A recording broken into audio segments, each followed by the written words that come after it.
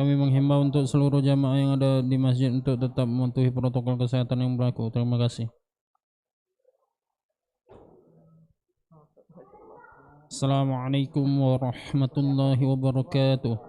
Para pemirsa dan para pendengar Radio Roja Darussalam dimanapun berada, sebentar lagi kita akan menyimak kajian Islam ilmiah Ahlus Sunnah wal Jamaah yang akan dibawakan oleh guru kita Ustadz Priyo Handoko, Sarjana Syariah. Dengan tema kita hari ini, tata cara memandikan jenazah. Kajian kitab Al-Wijaza fi Tadzi Al-Janazah. Kajian ini diselenggarakan setiap hari Selasa ba'da asar dari Masjid At-Tauhid Komplek Roja Darussalam, Jalan PK Abdurrahim nomor 326 Talang Semut, Bukit Kecil, Palembang. Dan kami juga membuka sesi tanya jawab untuk seluruh para pendengar hari ini. Bagi yang bertanya, silakan untuk menulis pertanyaannya di kolom komentar. Mari kita simak apa yang akan disampaikan. Semoga ini menjadi ilmu yang bermanfaat bagi kita, keluarga, dan kaum muslimin lainnya. Tafadhol mashkur, Ustaz. Bismillahirrahmanirrahim. Assalamualaikum warahmatullahi wabarakatuh. Alhamdulillah hamdan katsiran tayyiban mubarakan fih kama yuhibbu rabbuna wa yarda. Asyhadu an la ilaha illallah wahdahu la syarikalah wa asyhadu anna Muhammadan abduhu wa rasuluh. Amma ba'du. Kaum muslimin wal muslimat yang dimuliakan Allah Subhanahu wa taala, alhamdulillah Allah Subhanahu wa taala masih memberikan kepada kita semua kesempatan, waktu luang, kesehatan, sehingga kita dapat menghadiri majelis ilmu kita silsilah al-ilmiah, yang mana kita membahas tentang ilmu fikih jenazah. Maka kita bersyukur kepada Allah Subhanahu wa taala atas kenikmatan ini. Kenikmatan apa? Kenikmatan tentang ilmu tata cara yang Allah dan Rasulnya sampaikan kepada kita semua, sehingga kita dapat menunaikan hak saudara-saudari kita semuslimah tatkala mereka telah meninggal dunia. Itu semua adalah karunia yang terindah, kenikmatan yang agung yang besar tatkala kita mengerti tentang kebaikan-kebaikan ataupun keburukan-keburukan, sehingga kita bisa mendapatkan pahala yang besar di sisi Allah Subhanahu wa taala, dan kita bisa mendapatkan ampunan dari Allah Subhanahu wa taala. Salawat serta salam semoga Allah Azza wa Jalla senantiasa mencurahkan kepada Nabi kita tercinta Nabi Muhammad sallallahu alaihi wasallam. Semoga Allah Azza wa Jalla mengumpulkan kita semua di surganya kelak bersama Nabi kita tercinta Nabi Muhammad sallallahu alaihi wasallam, tanpa ada pertanyaan yang begitu menyusahkan, tanpa ada sedikit pun adab tatkala di persidangan kita kelak. Dan semoga Allah Azza wa Jalla memasukkan kita semua ke dalam surganya tanpa perhitungan ataupun tanpa siksaan. Amin ya rabbal alamin. Kaum muslimin yang dimuliakan Allah Subhanahu wa taala, ini pertemuan berapa? Berapa? 4. Berapa? 8. Yang benar. Cepat banget, tidak terasa. Berarti ini pertemuan 8 berarti. Jadi 7 pertemuan kita masih pemanasan, pembukaan. Sebelum si mayit meninggal dunia. Itu pembahasan kita kemarin. Kemarin syarat memandikan jenazah. Sekarang kita tambah sedikit syaratnya, ada beberapa poin yang belum dibahas, dan langsung metode tata cara apa saja yang harus kita persiapkan untuk memandikan jenazah. Mungkin perlu 2 pertemuan tambahan khusus tentang poin pertama dalam menunaikan hak si mayit jenazah. Yang pertama itu kan apa? Memandikan. Kedua, mengkafani. Ketiga, mensolatkan. Keempat, memakamkan. Itu 4 pasal besar dalam membahas memenuhi hak anak Adam muslimah yang meninggal dunia. Sebelum kita lanjutkan poin penambahan dari syarat memandikan jenazah, ingin anak ingatkan kepada jamaah sekalian kita kajian ini, kajian fikih jenazah ini bukan hanya sekedar penyampaian ilmu doang, bukan. Maksudnya direkam, kemudian nanti tersebar, kemudian bisa didengar oleh orang lain, bukan hanya itu saja. Tetapi lebih besar daripada itu semua manfaatnya. Ada tujuan yang lain yang ingin kita realisasikan. Apa itu? Membentuk komunitas, membentuk kelompok yang terampil, piawai dalam masalah ini gitu. Tidaklah setiap masjid kecuali memiliki orang-orang yang terampil dalam membahas, mengerti tentang fikih jenazah ini. Sehingga anak harapkan mungkin Anda yang sudah daftar menjadi peserta kajian kita, yang kita buat absen dan seterusnya, Anda tidak bisa hadir langsung ke masjid ini, mungkin langsung live streaming, melihat di HP Anda, maka saya sarankan, saya tegaskan untuk selalu hadir di tempat ini, bukan hanya sekedar mendengar langsung dari HP kita secara online, tidak. Anda harapkan betul-betul ada di sini. Jadi Anda itulah yang nanti kita buat suatu kelompok, suatu organisasi yang memang membahas tentang berkecimpung dalam permasalahan ini. Jadi itu tujuan utama kita sebenarnya. Bukan hanya penyampaian ilmu saja selesai begitu saja, tidak. Tapi harus ada orang-orang yang memang kita jadikan dia betul-betul ngerti tentang masalah ini, sehingga ketika masyarakat membutuhkan, itu langsung kontak ke sini gitu loh. Terlebih-lebih lagi masyarakat sekitar masjid ini. Itu pasti ada yang akan mengeluhkan itu. Tolong Pak Tamir Masjid Tauhid, siapa yang bisa ngurusin jenazah keluarga kami yang meninggal dunia, dari laki-laki, dari perempuan. Ya oke lah, ada 1, 2, 3 mungkin. Tetapi kan bisa jadi dalam satu waktu banyak jenazah mayit yang harus ditangani, begitupun yang wanita, yang akhwat. Jadi apa yang kita lakukan pada saat ini? Pertama pastinya menyampaikan ilmu, dan ilmu yang kita sampaikan fikih jenazah ini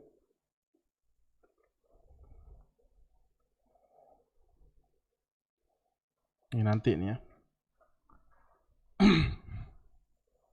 Sampai mana tadi? Yang bukan hanya sekedar penyampaian saja, menyebarkan ilmu tentang masalah fikih jenazah, tapi lebih daripada itu semua. Jadi pertama apa tujuan kita, yaitu apa yang akan saya bahas itu, saya akan bahas secara detail. Saya akan bahas secara, bahasa kerennya apa, komprehensif. Semua permasalahan kita akan bahas di sini. Maka bisa jadi sampai 20 pertemuan lebih. Bisa jadi itu. Mulai dari A sampai Z-nya, sampai selesainya, sampai si mayit sudah dimakamkan, itu ada ilmunya lagi yang akan kita bahas. Sehingga nggak main-main pembahasan yang kita sampaikan gitu loh. Bisa jadi kalau apa yang kita sampaikan, materi-materi yang kita sampaikan mulai dari pertemuan 1 sampai akhir nanti, itu bisa jadi kalau kita lihat di kampus-kampus, fakultas-fakultas yang membahas tentang ilmu syariah, pasti dibahas secara khusus bab ini, 1 semester sendiri. Itu menunjukkan detailnya penjelasan yang disampaikan kepada audien, kepada murid-murid. Jadi saya berusaha semaksimal mungkin. Jadi bukan hanya buku ini yang saya pakai. Nih lihat, bukan buku ini yang saya pakai. Judulnya apa? Al-Wijazah fi Tajhizi Al-Janazah. Saya berusaha untuk meluangkan waktu saya semaksimal mungkin untuk membuka dan membaca semua buku-buku yang saya punya, saya dapatkan, saya peroleh, untuk mendapatkan ilmu baru. Karena setiap buku bisa jadi ada plus minnya. Di buku A ada pembahasan yang nggak dibahas di buku B, dan sebaliknya. Jadi pembahasan yang kita bahas ini bisa jadi detail, banyak penjelasannya. Sehingga apa kaum muslimin yang dimuliakan Allah Subhanahu wa taala, banyak teman-teman yang di bakti terkhususnya ketika kita membuka kajian ini tercengang, terkaget-kaget, ada poin-poin yang terluputkan selama ini. Yang dia kira dia sudah pintar menguasai tentang fikih jenazah, masalah khusus ini. Ternyata kita sampaikan banyak ternyata poin-poin yang terluputkan atau bahasanya sunnah yang terlupakan. Banyaknya luar biasa. Apa contohnya coba? Takbiratul ihram, sholat jenazah itu berapa? Berapa takbiratul ihram? Berapa kali takbir? 4. Iya kan? Ternyata ketika kita dalami, para ulama salaf, para sahabat tabi'in, ada yang sampai 7 takbir. 8 dan 9 semuanya asar yang lemah. Jadi 5, 6, 7. Asing kan? Ternyata banyak permasalahan-permasalahan yang kita luputkan. Itu kita sampaikan. Karena ilmu fikih itu luas. Luasnya luar biasa. Kenapa? Karena di situ terdapat banyak dalil, satu, kedua, setiap madhab, setiap para ulama memiliki istinbat, istikhraj, pengambilan hukum masing-masing. Itu kita sampaikan di sini. Jadi bisa jadi kuliah sendiri ini, kuliah khusus. Bila perlu kita buat ijazah S1 atau D3 fakultas fikih jenazah misalkan. Ya terlepas dari itu semua, bukannya kita nganggap kajian ini lebih bagus, bukan. Tapi eman bahasa Jawanya apa? Sayang ditinggalkan. Kedua, jadi teman-teman yang hadir ini, yang duduk di sini, itu kita absen. Dan absensi tersebut akan kita nilai gitu loh. Siapa yang berhak akan mendapatkan sertifikat kalau dia ini betul-betul bisa dipercaya orang yang betul-betul mampu dalam masalah ini. Sehingga ketika masyarakat butuh di lapangan, Anda yang akan kita kirim gitu loh. Kita minta tolong. Di samping pahalanya besar sekali, gitu loh. Sudah kita sampaikan kemarin. 40 kali ampunan dari Allah Subhanahu wa taala. Besar sekali. Itu mandiin. Belum mengkafani, menyolatkan, memakamkan, mendoakan si mayit. Allahu Akbar. Itu perlu ilmu semua. Jadi kaum muslimin yang dimuliakan Allah Subhanahu wa taala, seseorang akan mendapatkan pahala sedikit atau banyaknya tergantung ilmu. Paham? Paham nggak nih? Sedikit banyaknya Anda mendapatkan harta dunia ini tergantung ilmu juga kan? Ya taruhlah S1 ya gitulah gajinya sekian. S2 naik sedikit. S3 profesor, doktor, dan seterusnya. Jadi apalagi kaitannya dengan akhirat. Amalan dikit aja sudah pahalanya luar biasa. Capeknya apa sih sholat 2 rakaat sebelum subuh? Nggak ada capeknya. Ya 5 menit lah paling cepat. Pahalanya melebihi kenikmatan alam semesta. Coba bayangkan. Apalagi sholat wajibnya, apalagi sholat-sholat yang lainnya, apalagi sunnah-sunnah di sholat tersebut, apa saja. Berarti apa? Ilmu yang kita butuhkan untuk meraih rahmat Allah yang sangat luas tadi, gitu loh.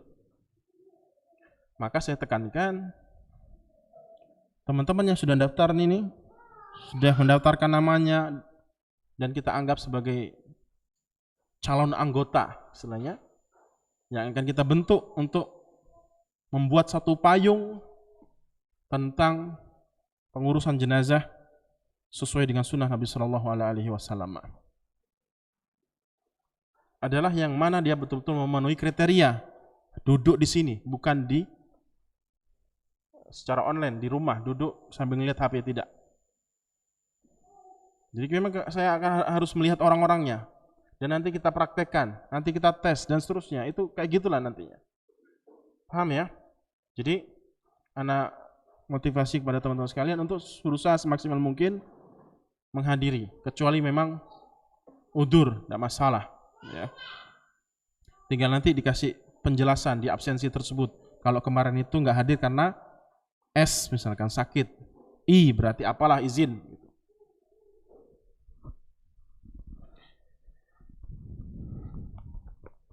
Seperti itu, ya. Jadi insya Allah kita akan bahas secara mendetail. Dan Anda wajibkan untuk membawa tulisan ya, pena dan kertas kosong. Cantiknya lagi punya bukunya. Karena ilmu itu akan lepas, akan hilang selama kita tidak memiliki tulisan atau buku yang kita catat.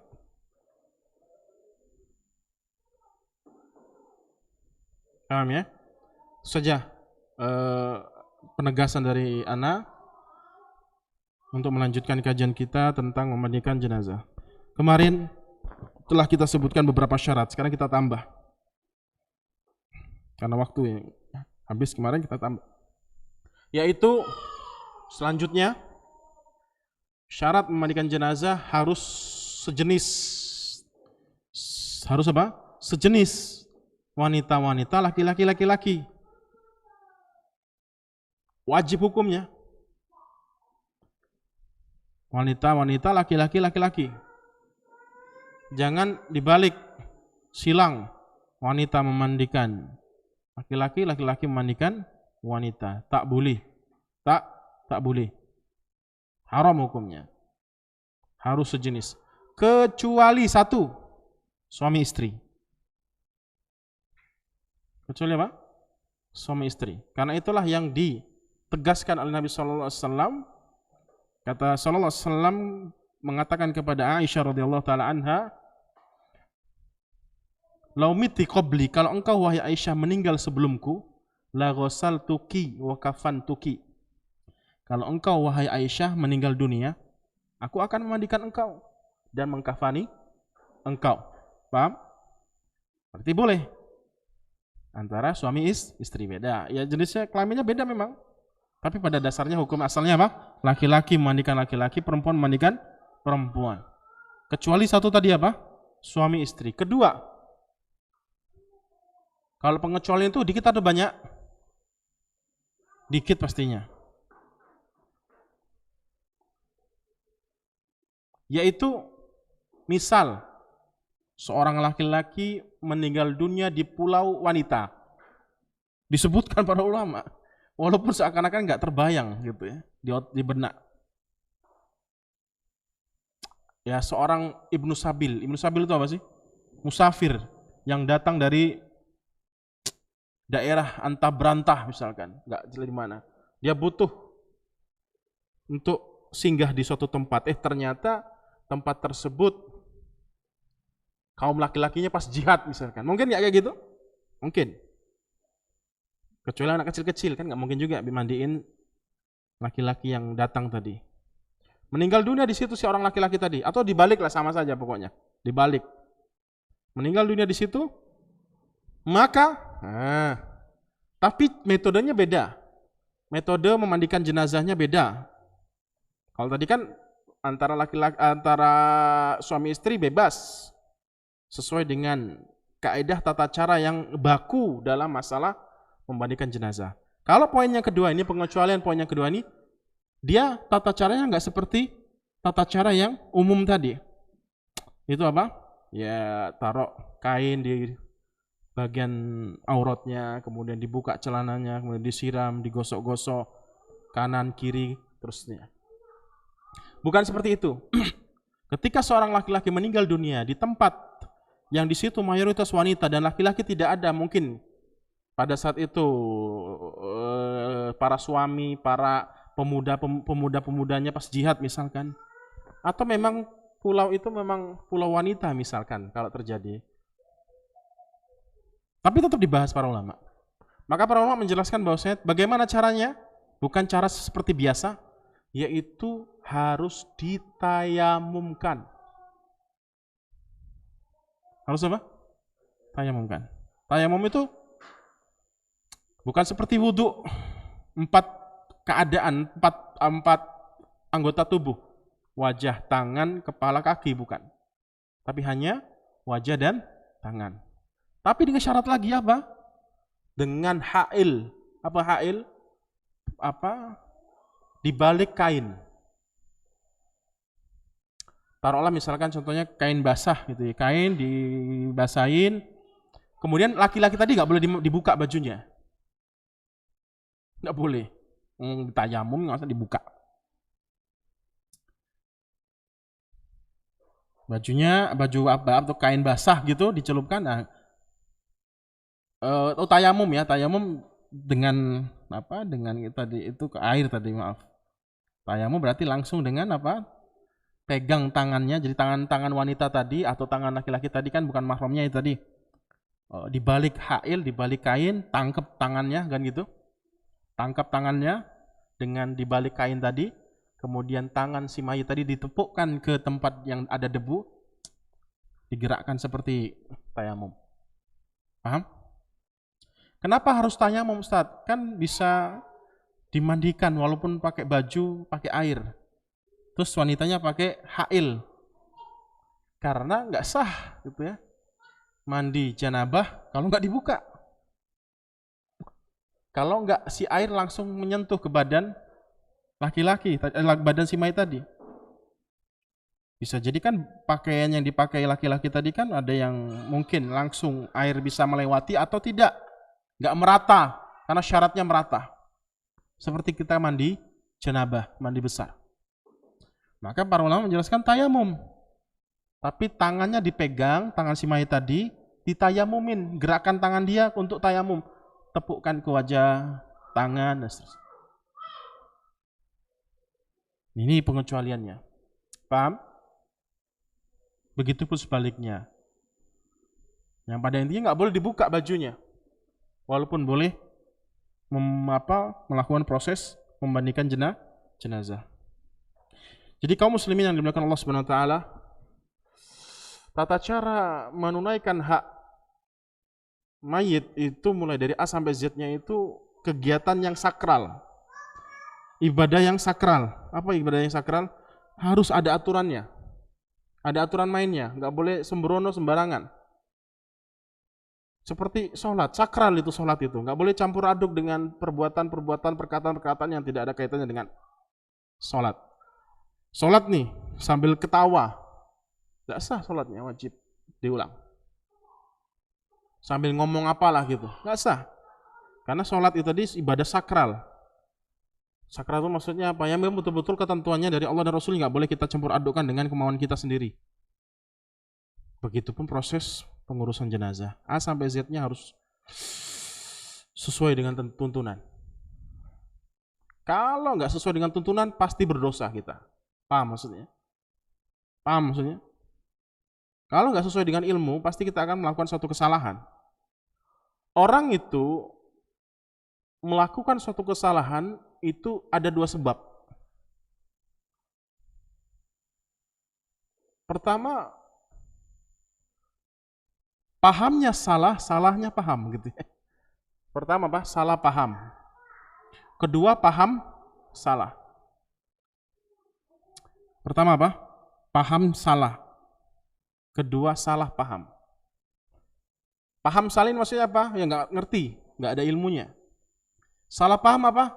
Menurut dia benar, ternyata salah. Parahnya lagi orang yang tidak tahu kalau dia tidak tahu. Parahnya lagi orang seperti itu dalam masalah beramal. Jadi dia tuh nggak tahu kalau dia tidak tahu. Masih mending orang yang tahu kalau dia nggak tahu. Sehingga ketika ditanya, dia akan mengatakan tidak tahu. Karena dia tahu kalau dia tidak tahu. Ada orang yang betul-betul jahil murakkab bahasanya. Gobloknya nemen bahasa Jawanya. Betul-betul bodohnya luar biasa apa? Dia tidak tahu kalau dia tidak tahu. Sehingga dia mengatakan suatu perkataan, berargumen, berbuat tanpa ilmu. Padahal dia bodoh, tapi dia tidak tahu kalau dia bodoh. Paham sampai sini? Apa tadi poin yang selanjutnya? Laki-laki memandikan laki-laki, perempuan memandikan perempuan. Kecuali 1, 2, 3. Kecuali lagi yang ketiga berarti ya. Jadi poin pertama ada 3 poin. 1, suami istri. Pengecualiannya. 2, seorang laki-laki atau wanita, laki-laki misalkan meninggal dunia di tengah-tengah wanita. Seorang wanita meninggal dunia di tengah-tengah laki-laki yang bukan mahramnya, tidak ada sesama jenis yang memandikan dia. Ketiga, yaitu anak kecil kurang dari 7 tahun. Anak kecil kurang dari 7 tahun. Anak kecil perempuan misalkan kurang dari 7 tahun meninggal dunia, boleh laki-laki kaum muslimin yang memandikannya. Anak laki-laki umur 7 tahun kurang meninggal dunia, boleh ibu-ibu perempuan memandikan jenazah tersebut walaupun lawan jenis. Akan tetapi di situ digarisbawahi, lebih afdol tetap harus diperhatikan laki-laki dan perempuan. Walaupun boleh, paham? Sebagian para ulama mengatakan makruh. Makruh itu lebih baik ditinggalkan kalau ada sejenis. Paham? Misalkan ada bapak-bapak, ada ibu-ibu di situ yang hidup. Sementara anak kecil umur 7 tahun kurang, laki-laki misalkan. Ibu-ibu maksa memandiin anak laki-laki tadi. Padahal ada bapak-bapak. Sebagian para ulama mengatakan makruh. Paham? Walaupun boleh. Makruh itu apa sih? Ketika ditinggalkan berpahala, ketika dikerjakan tidak berdosa.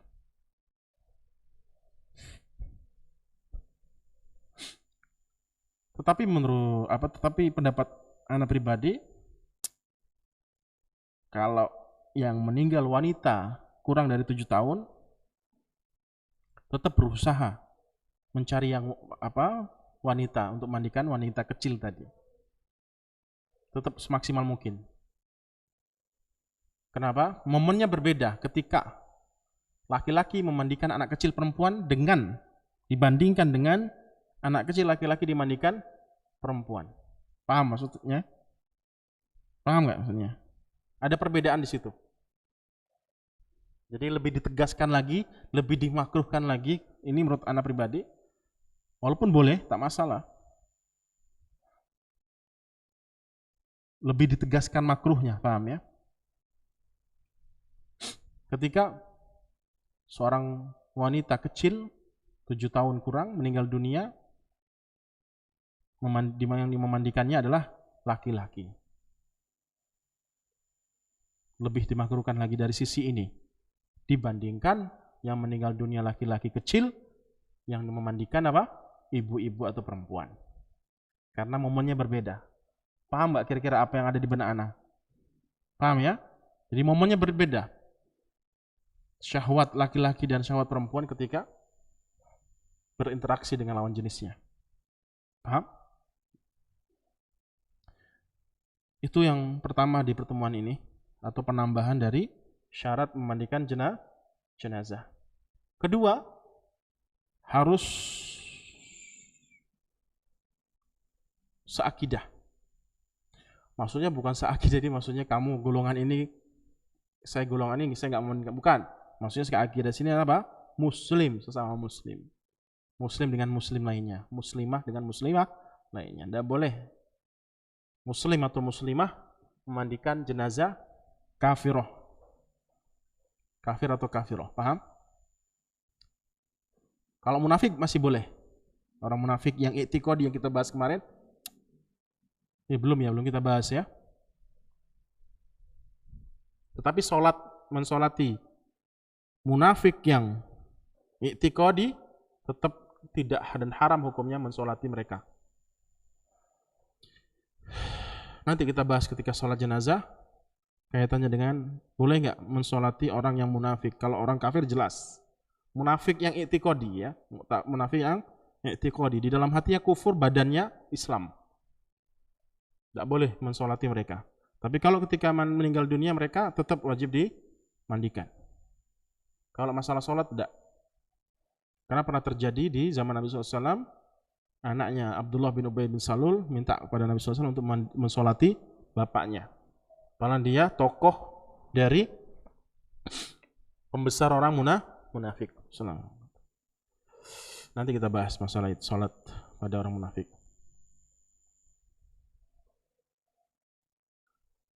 Dah, cukupkan sampai di situ. Untuk syarat, kalau syarat itu apa sih maksudnya syarat? Sebelum actionnya ya, sebelum aplikasi memandikan jenazah, paham? Itu tadi sudah kita bahas kemarin dan 2 poin hari ini. Hari ini 2 poin kan, betul ya? 3 atau 2 tadi? 2 kan ya. Baik, sekarang langsung. Bukan langsung. Bahan-bahan dulu. Bahan-bahan yang kita gunakan, alat yang kita persiapkan untuk memulai memandikan jenazah tadi.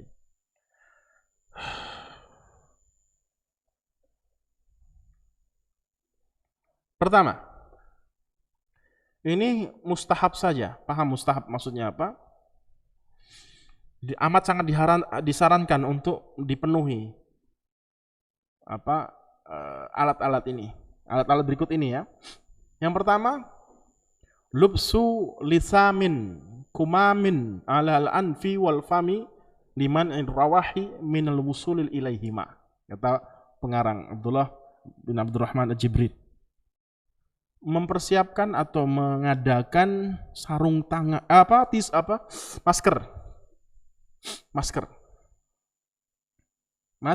masker yang menutup hidung dan mulut, bukan mulut doang atau hidung doang. Maskernya yang kita pakai sekarang ini. Mustahabnya di situ. Disarankan oleh para ulama. Apa kata beliau? Alasannya apa? Para ulama memustahabkan masker ini mencegah kita untuk tidak menghirup sesuatu yang tidak mengenakkan yang keluar dari tubuh si mayit.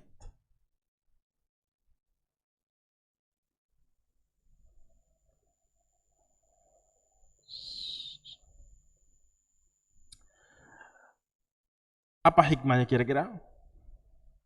Ketika seseorang itu pasti nggak suka dari aroma-aroma busuk, ya kan? Ketika kita nggak pakai masker, kemudian misal kita kan nggak tahu nanti keluar busuk apa enggak, bau busuk atau tidak, paham? Kita kan nggak tahu. Misal ada sesuatu yang keluar yang tidak mengenakkan untuk kita hirup, itu bisa jadi terjadi salah satu dari 2 ini. Pertama, kita akan memaki dia, su'udon kepada dia, menghinakan dia, karena sesuatu yang jijik keluar dari badan dia. Paham? Apakah keadaan seperti ini diperbolehkan ataupun diperkenankan dalam syariat? Enggak kan? Maka para ulama menegaskan di sini membuat suatu sarana untuk menutup celah itu. Untuk menutup celah apa tadi? Celah jangan sampai yang memandikan ini suudon, berburuk sangka, mencaci, menghinakan si mayit yang bau busuk tadi. Aku mandiin yang si A kemarin itu nggak kayak gini, enak baunya, wangi. Tapi kok ini busuk nian? Jadi ada statement-statement jelek yang ada di benak orang yang memandikan jenazah tadi. Paham maksudnya? Maka para ulama membuat sarana untuk menutup celah tadi. Jangan sampai terjadi ini. Masya Allah. Paham? Kedua,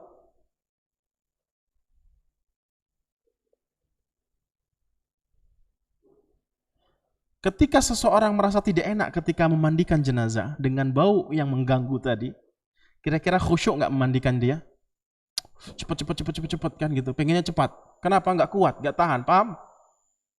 Kalau nggak tahan seperti itu, kira-kira totalitas nggak memandikan jenazah tadi? Maka ada hak yang terbengkalai di situ. Padahal syarat memandikan jenazah, rukun memandikan jenazah harus takmim. Semua kena air. Jangan sampai ada 1 dirham, 1 titik yang nggak kesiram. Sebagaimana mandi, syarat rukun mandi besar. Takmim.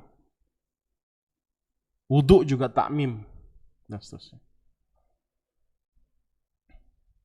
Paham hikmahnya itu? Pertama tadi apa?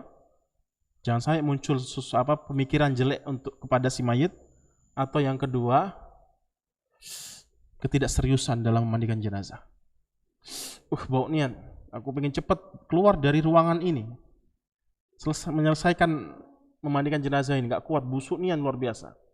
Jadi sembarangan memandikan, nggak khusyuk, nggak tenang, nggak serius dalam menunaikan hak si mayit dari sisi memandikan dia. Paham sampai sini? Dua di sini maksudnya 2 apa yang harus kita siapkan yang kedua. Ini panjang ya, jangan pikir pertemuan ini sekarang ini langsung memandikan, belum. Nanti sabar dulu. Dikira judulnya tata cara memandikan jenazah langsung. Teman-teman sekalian, taruh kain di atasnya, kemudian dibuka, kemudian disiram, belum. Ada sesuatu yang harus kita ilmui dulu. Kedua, lubsu waqin alal malabis liman'il wusulil awsakhi wa ghairihima minas sidri wal kafur wa athna'at taksir. Memakai apa bahasanya itu? Celmet ya, tahu celmet, tapi yang besar. Celmet atau apa? Apa istilahnya? Sesuatu yang menghalangi air untuk menyentuh tubuh kita secara langsung. Jadi penghalang tersebut anti air gitu ya. Apa bahasanya? Ya contoh itulah kan ya. Kalau orang masak itu kan biasanya kan ada itu biar nggak kena minyak dan seterusnya. Begitupun ini, tapi yang anti air. Apa kata beliau? Agar mencegah terkena kotoran dan seterusnya lah. Sama hikmahnya seperti yang pertama tadi. Kena kotorannya di baju anak gitu ya. Padahal dia pakai baju misalkan baru dicuci dan seterusnya, baru digosok. Kalau dulu mandiin dia. Ketika kena kan kita marah terkadang, benci. Jijiknya gitu. Samalah hikmahnya seperti yang pertama tadi. Semuanya itu tidaklah kecuali memberikan suatu dampak positif apa yang kita persiapkan tadi. Kalau bisa, kalau tak bisa tak masalah gitu loh, yang 1-2 ini. Ketiga, lubsu qafazaini alal yadaini, mengenakan 2 sarung tangan. 2 sarung tangan. Apapun itu. Yang pada intinya apa? Jangan sampai kulit kita langsung bersentuhan dengan kulit jenazah. Ada hikmahnya juga di sini. 1 apa? Kotoran tadi, nggak jijik kita. Karena ada sarungnya. Kalau nggak ada sarung, gitu ya. Ada sesuatu yang nggak enak, mengenakkan hati. Kedua, karena yang nanti kita basuh itu adalah bagian-bagian sensitif, aurat, maka para ulama menekankan dalam poin yang ketiga ini mengenakan sesuatu yang menghalangi kulit kita untuk tersentuh dengan kulit jenazah. Terlebih-lebih lagi di momen-momen tempat-tempat yang sangat sensitif dari tubuh manusia. Kan nggak mungkin kita hanya siram bagian yang bukan aurat. Bagian atas misalkan laki-laki, nanti kita sebutkan aurat yang mana. Tapi kan semuanya. Mohon maaf, bagian depannya juga nanti digosok-gosok. Bagian belakangnya juga digosok juga.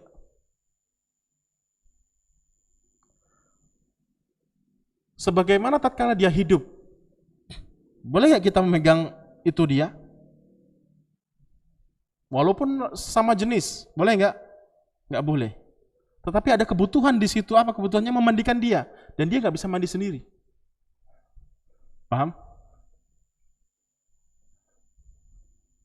Sehingga para ulama meminimalisir istilahnya terjadinya kontak fisik secara langsung dari sisi aurat. Sehingga tidak timbul hasrat syahwat orang yang memandikan jenazah tadi. Paham? Karena semua kulitnya harus disiram. Maka disarankan untuk menggunakan sarung tangan. Terlebih-lebih lagi ditekankan tatkala menyentuh bagian-bagian sensitif aurat.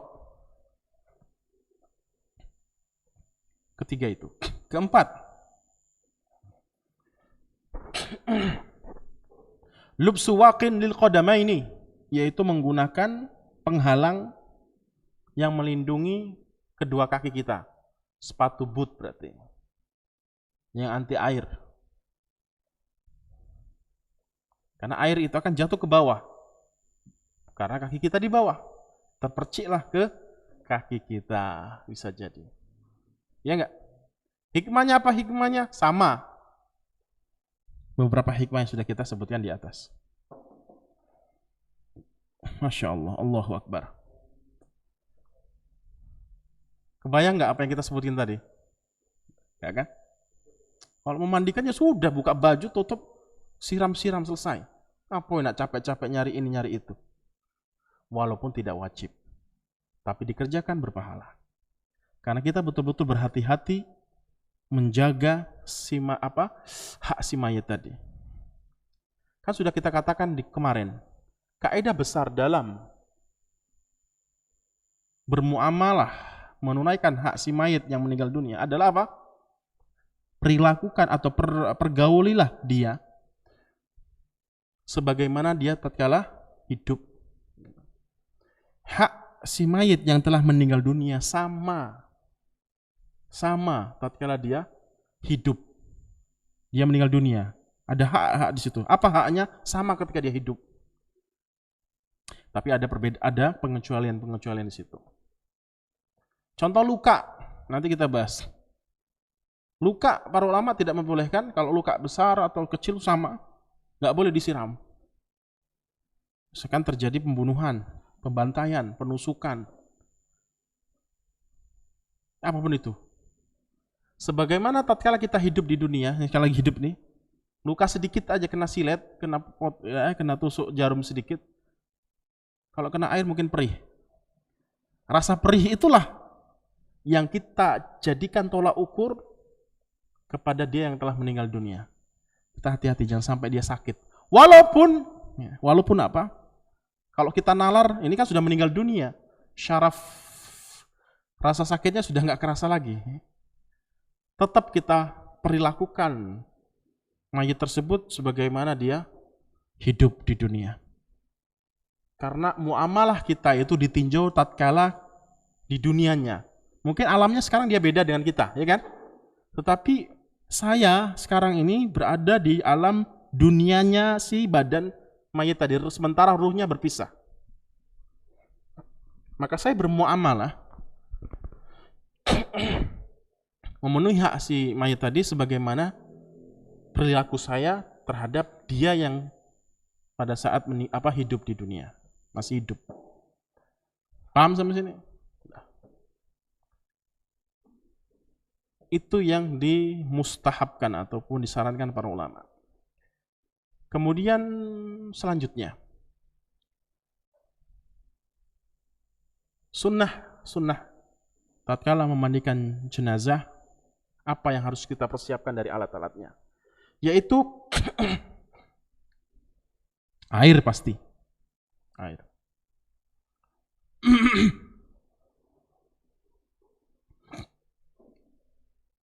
Akan tetapi air yang bercampurkan dengan sabun atau sidr. Tapi lafadz hadisnya adalah sidrun. Apa sidrun? Bidara. Bidara. Jadi Nanti memandikan jenazah itu minimal 3 kali siraman, 3 kali hitungan. Hitungannya bagaimana Ustaz? Nanti, sabar. Pokoknya ganjil, tapi minimal 3. Kalau di situ dibutuhkan untuk ada penambahan karena mungkin masih kotor badan si mayit, maka tambahlah sesuai dengan urutan ganjil. 3 kurang kayaknya masih belum bersih. Jangan 4, 5. Masih kurang bersih lagi, jangan 6, tapi 7. Terus. Kalau memang kotor nian badannya. Diganjilkan. Karena itulah sunnah Nabi dari Nabi SAW. Jadi poin pertama apa? Air yang dicampurkan dengan sidr. Sunnahnya yang lebih bagus adalah apa? Sidr. Dan insya Allah banyak didapati.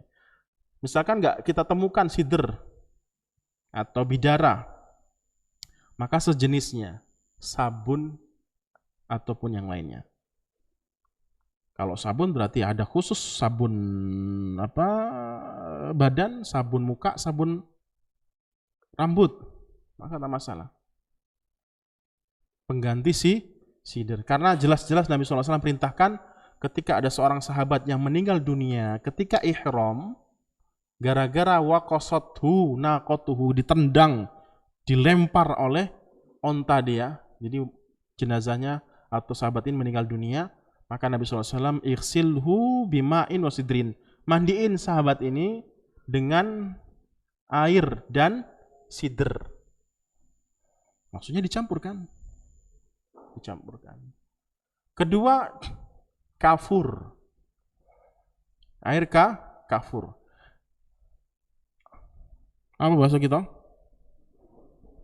Ya, kafur barus, bukan ya? Beda. Ya, kafur.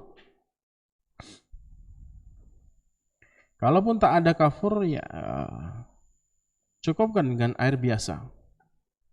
Karena sudah diwakili sabun tadi. Atau sidr tadi. Tapi insya Allah ada banyak. Karena itulah sunnahnya.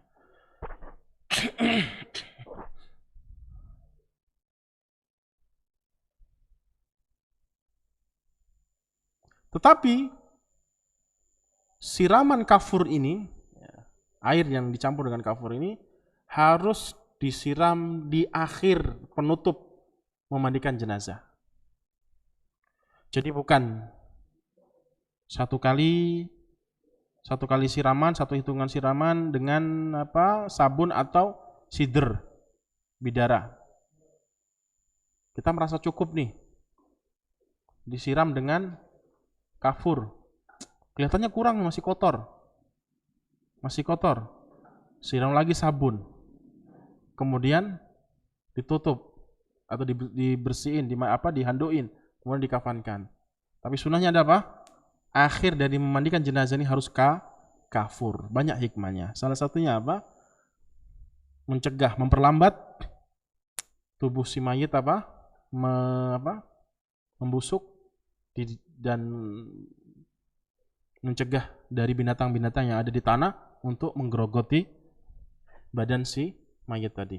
Begitupun nanti dikafani, ada pewangi-pewangi khusus untuk mencegah binatang-binatang yang akan menggerogoti ataupun tanah yang akan memakan jasad si mayit tadi. Berapa itu? 2. Ketiga,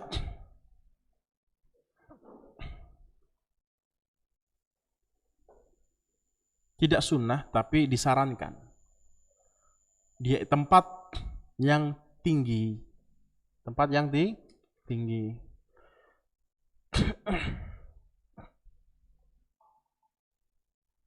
Disarankan para ulama di tempat yang tinggi, bukan tertinggi, tinggi lah, karena memudahkan kita untuk memandikan jenazah tadi. Kalau kita mau setrika tanpa ada meja, langsung di lantai gitu aja, kan pegel. Begitupun ketika memandikan jenazah, lebih enak, lebih maksimal, lebih memudahkan kita untuk memandikan jenazah tadi karena diletakkan di tempat yang tinggi.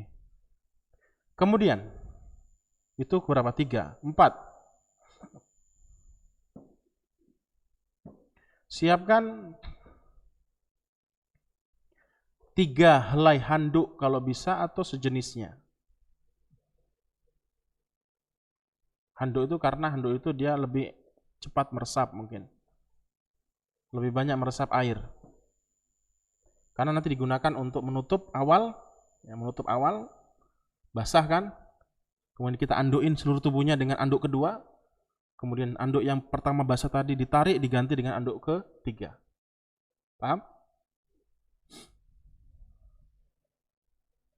Itu keempat. Kelima, siapkan beberapa potongan helai kain, apapun itu. Beberapa potong helai kain sesuai dengan besar tangan kita.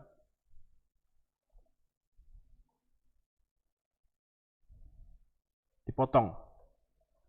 Beberapa lah, sesuai dengan kebutuhan. Untuk apa? Untuk membersihkan kotoran yang keluar dari depan atau di belakang.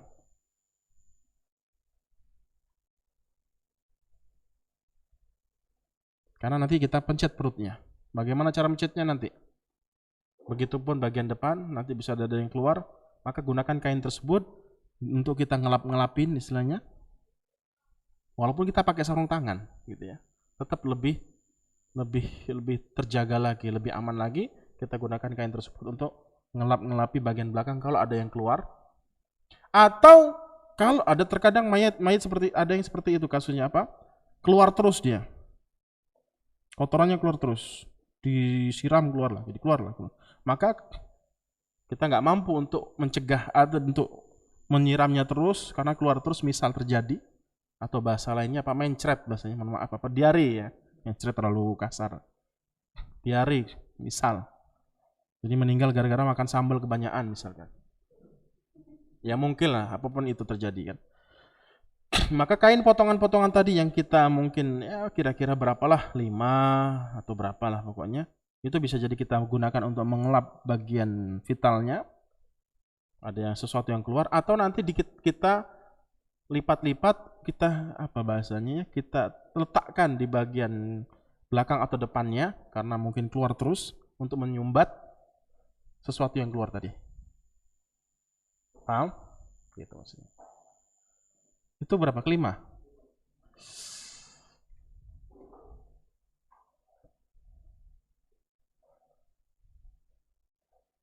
Itu saja cukup. Kira-kira itu alat, benda-benda yang kita harus siapkan sebelum memandikan jenazah. Oh ya, perlu Pak. Potong kuku gitu ya. Alat potong kuku itu gunting, ini nomor 6 ya. Untuk memotong bagian-bagian yang sunnah untuk dipotong. Gunting, potong kuku, gunting, potong kuku.